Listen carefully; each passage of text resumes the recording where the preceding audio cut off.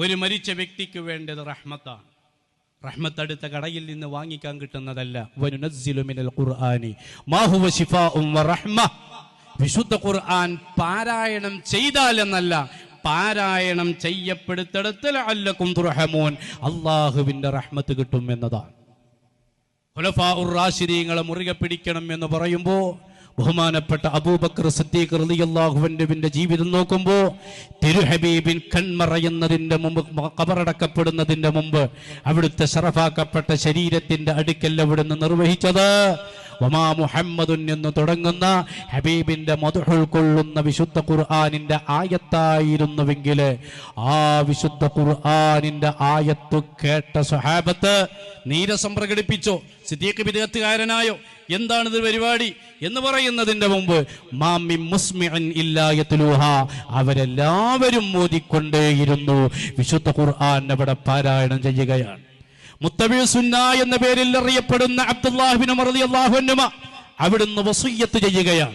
ഖുർആൻ ഓതാൻ പാടില്ല എന്ന് പറയുന്ന ആളുകൾ മയ്യത്ത് നിസ്കരിക്കുമ്പോൾ ഒന്നാമത്തെ തക്ബീറിലെ ഫാത്തിഹയെ കുറിച്ച് സഹീഹുൽ ബുഖാരിയിലെ അധ്യായം ബാബു ഖിറാഅത്ത് ഫാത്തിഹത്തുൽ കിതാബ് അലൽ ജനാസ, മയ്യത്തിന്റെ പേരിൽ ഖുർആൻ ഓതുന്ന അധ്യായം എന്നാണ്. ബഹുമാനപ്പെട്ട ഇമാമുനാ ശാഫിഈ തങ്ങളുടെ പേരിൽ ഖുർആൻ ഓതിയിരുന്നു. ഷാഫി ഇമാം ഖുർആൻ ഓതാൻ നിർദ്ദേശിച്ചിരുന്നു. നബവി ഇമാം ഓതിയിരുന്നു. പൂർവികരായ ആളുകൾ മുഴുവനും ഖുർആൻ ഓതിയിരുന്നു. എന്തിനധികം ഇബ്നു തൈമിയ്യയുടെ ജനാസക്കരികിൽ പോലും ഫഖറഉ അലൈഹി ഖത്മാത്ത്, ഒരുപാട് ഖുർആൻ പാരായണം ചെയ്തിരുന്നു എന്ന് കാണാം. ചുരുക്കി പറഞ്ഞാൽ വിശുദ്ധ ഖുർആൻ പാരായണം ചെയ്യുക എന്നുള്ളത് അത് വളരെ പ്രധാനപ്പെട്ട ഒരു ആചാരമാണ്.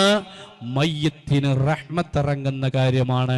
അമ്പിയാക്കളെയും മൗലിയാക്കളെയും ചീത്ത പറയുന്നിടക്കല് അള്ളാഹുവിന്റെ റഹ്മത്ത് ഇറങ്ങണ്ട എന്ന് റബ്ബിന് തീരുമാനമുണ്ടായപ്പോൾ അള്ളാഹു ഇറക്കിയ ഒരു അദാബാണ് ഇവിടെയുള്ള നോൺ സുന്നികളുടെ അടുക്കൽ ഖുർആൻ ഓതാതിരിക്കുക എന്നൊരു അവസ്ഥ വരാനുള്ളത് എന്ന് സാന്ദർഭികമായി ഉണർത്തുകയാണ്.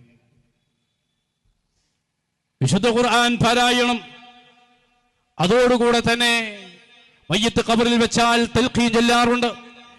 അംർ ഇബ്നുൽ ആസ് റളിയല്ലാഹു അൻഹു അവിടുന്ന് പറഞ്ഞത് ഏതാണ്? ഇമാം മുസ്ലിം റിപ്പോർട്ട് ചെയ്ത ഹദീസിൽ കാണാം.